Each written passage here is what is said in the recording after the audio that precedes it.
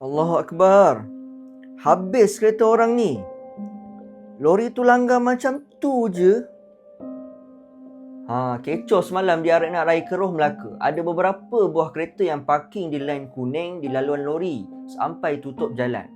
Sebab lori tak boleh nak lalu langsung. Keadaan ini telah menyebabkan orang ramai stuck lebih sejam. Lori dah hon, orang ramai pun dah bantu cari pemilik kenderaan. Bahkan sampai ramai-ramai cuba angkat kereta kat tepi jalan tu untuk alihkan nak buka jalan. Tapi tak berjaya. Keadaan jalan makin sesak. Dan masa tu yang terkesan bukan 1-2 orang, tapi ramai orang. Jam dikatakan sampai ke laluan masuk RNR. Akhirnya lori tu cuba jalan je, tapi tetap tak dapat ruang yang cukup. Akhirnya bergeser pula dengan 3 buah kereta kat tepi jalan tu, sehingga mengalami calak dan kemik yang agak teruk di sisi belah kiri. Tuan-tuan, macam mana dengan keadaan yang berlaku ni? Pertama sekali, bila nak bercakap tentang hukum, kita tak boleh emosi. Dalam Islam, harta manusia bukan perkara kecil. Nabi SAW bersabda, "Kullul muslim 'alal muslim haramun damuhu wa maluhu wa 'irduhu." Orang Islam ke atas orang Islam yang lainnya haram darahnya, hartanya dan maruahnya. Maka jelas, hukum Islam sangat tegas tentang harta. Harta orang lain tak boleh disentuh sesuka hati. Merosakkan harta orang, hukum asalnya ialah haram. Tapi hukum Islam tidak dinilai hanya pada perbuatan, tapi juga dinilai pada keadaan. Baik, dalam situasi macam ni, situasi dan keadaan yang berlaku di Arena Raya Keroh ni ialah suatu hajiah, suatu keperluan awam, iaitu seseorang akan menghadapi situasi yang sangat sukar dan berada dalam kesempitan. Jika tak melakukannya, maka ulama letak kaedah al-hajatu tanzilu manzilatat darurah. Sesuatu yang bersifat keperluan, yakni hajat, mengambil hukum darurat. Dan hukum jika ada darurat ialah boleh untuk melakukan perkara yang haram. Dan ada kaedah fiqh, idza ta'aradat mafsadatan ru'iya a'zamuhuma dararan birtikabi akhaffihima.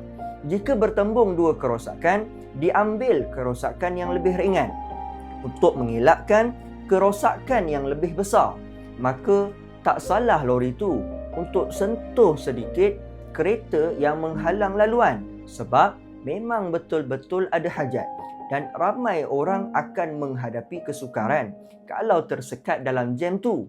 Mungkin ada yang nak terkucil, mungkin ada yang sakit perut, dan mungkin ada yang minyak kereta dah ngam-ngam nak habis.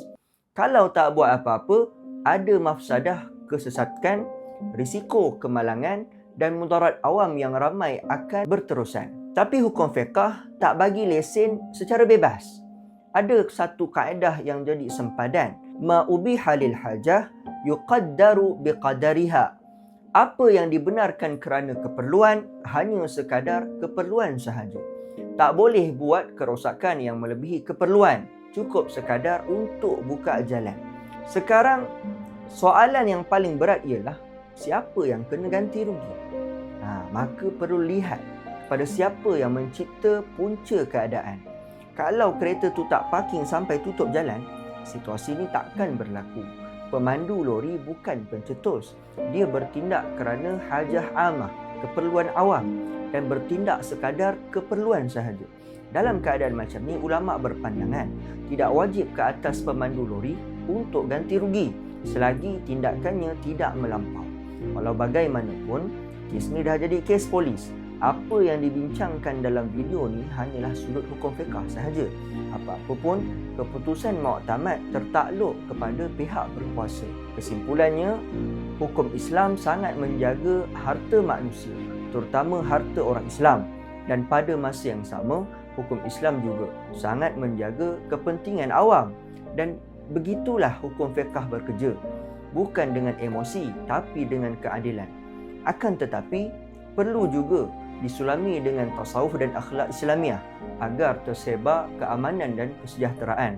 Maka cukup-cukuplah kita nak mengecam pemandu lori atau orang yang parking kat lain kuning tu, sebab maruah mereka juga dipelihara oleh agama Islam.